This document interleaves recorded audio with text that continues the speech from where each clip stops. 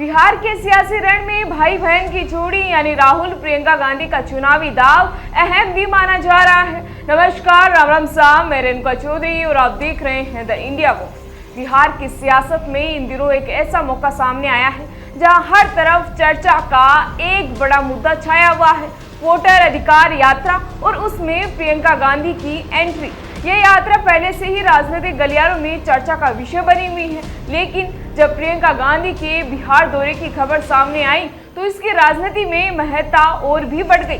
खास बात तो यह है कि प्रियंका गांधी का ये दौरा आज यानी हरतालिका तीज जैसे पवित्र और महत्वपूर्ण दिन पर हो रहा है और साथ ही एनडीए के गढ़ में प्रियंका गांधी यात्रा में हुंकार भी बढ़ रही है।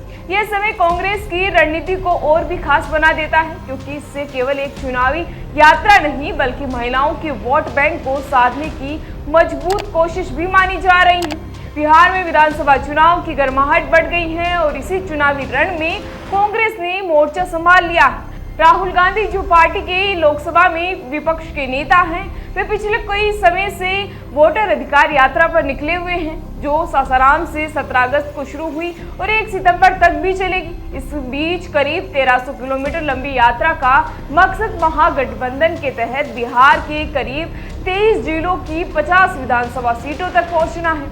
इस यात्रा में राहुल गांधी के साथ तेजस्वी यादव भी है, जो बिहार विधानसभा में विपक्ष के नेता हैं, और अब उनकी बहन प्रियंका गांधी का भी समर्थन मिल रहा है। 26 यानी आज से 27 अगस्त तक प्रियंका गांधी इस यात्रा में शामिल हो गई हैं और भाई बहन की ये जोड़ी खास तौर पर सुपौल और मधुबनी में वोटर अधिकार यात्रा को मजबूती देने वाली भी मानी जा रही है। दूसरे दिन यानी 27 अगस्त को प्रियंका गांधी जानकी मंदिर में पूजा अर्चना भी कर सकती है, जो इस दौरे की धार्मिक और सांस्कृतिक महत्ता को भी दर्शाता है। बता दें कि लोकसभा में नेता प्रतिपक्ष और कांग्रेस सांसद राहुल गांधी, कांग्रेस सांसद प्रियंका गांधी, बिहार विधानसभा में नेता प्रतिपक्ष और राजद नेता तेजस्वी यादव, साथ ही तेलंगाना के मुख्यमंत्री रेवंत रेड्डी मतदाता अधिकार यात्रा में शामिल भी हुए हैं। जानकारों का तो कहना है कि हरतालिका तीज के दिन प्रियंका गांधी का बिहार आना कांग्रेस की उस कोशिश को दर्शाता है जिसमें वह आधी आबादी यानी महिलाओं को खास तौर पर जोड़ना भी चाहती है। पिछले चुनाव में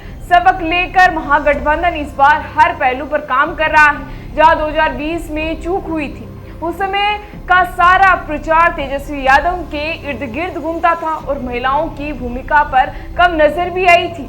इस बार कांग्रेस ने इसे बदलते हुए प्रियंका गांधी को प्रमुख महिला चेहरा बनाकर मैदान में भी उतारा है, जो महिलाओं के बीच खासा लोकप्रिय भी है। ये राजनीतिक दांव किस हद तक सफल होते हैं, इसका जवाब आगामी लोकसभा चुनाव के नतीजे ही देंगे। लेकिन इतना तय है कि हरतालिका तीज के दिन प्रियंका गांधी का बिहार दौरा राजनीतिक हलचलों में हलचल मचाने के लिए काफी है।